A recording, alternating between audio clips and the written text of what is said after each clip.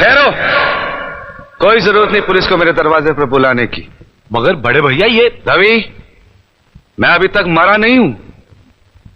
घर की छोटी मोटी उलझने मैं खुद सुलझा सकता हूं। साहब जी ने डांटिए, अभी का अभी डांटिए। अरे छोटी मालकिन के गहने चोरी हो गए और ये लोग हम पर शक कर रहे हैं। ये लोग सोच रहे हैं कि वो गहने हम कहीं बेचा है।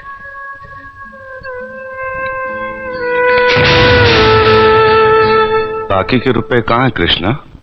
क्या क्या पूछा आपने साहब जी? मैं पूछ रहा हूं कि बाकी के रुपए कहां है? ये आप पूछ रहे हैं साहब जी अपने कृष्णा से?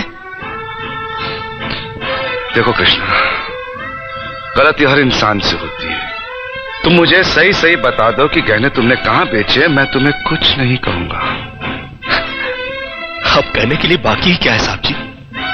एक छोटा सा सवाल पूछ के आपने बहुत कुछ कह दिया है साहब जी। कृष्णा, बात को आगे मत बढ़ाओ। बात आगे बढ़ चुकी है साहब जी, बात आगे बढ़ चुकी है। अब तो आप पुलिस को ही बुलाइए। वो जब हमें कुत्ते की तरह मार मार के हमसे पूछेगी ना, अब तो हम तभी बताएंगे कि हम मैंने कहां बेच कर आए साहब जी।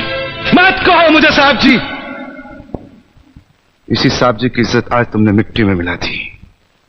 क्या कुछ नहीं किया था मैंने तुम्हारे लिए, उसका मुझे तुमने ये बतला दिया। अरे भैया ये क्या? अरे हट जाओ ज्योति। जिस दिन मेरी फैक्ट्री जलकर राख हो गई थी और मैं बर्बाद हो गया था, मुझे उतना दुख नहीं हुआ था कृष्णा जितना आज हुआ जब तुमने इस घर में चोरी की है। साहब जी,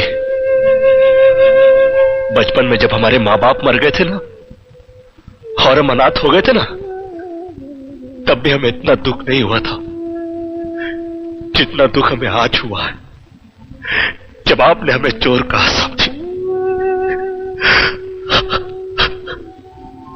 आपने हमें चोर कैसे कहा साहब जी?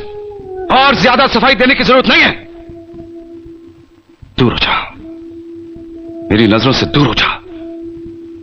निकल जा इस घर से। अरे इस घर से ही क्या, इस गांव को ही छोड़कर चले जाएंगे। अरे मुंह जनात का क्या है, काट लेंगे अपनी जिंदगी कहीं भी।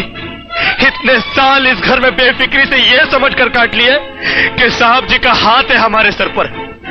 हमको क्या है परवाह किसी बात की, मगर नहीं, अब हम जान गए कि इस दुनिया में अनाथ का कोई नहीं होता। हम जा रहे हैं साहब जी और इस घर में कभी नहीं आएंगे। अभी निकल जा। दोबारा इस घर की दहलीज में कदम भी रखा तो मेरा मरा हुआ मुंह देखेगा तू। अरे नहीं नहीं नहीं, मुझ नौकर के लिए अपने दिल को दुख देने की कोई जरूरत नहीं। मैं कदम भी नहीं रखूंगा यहाँ पर।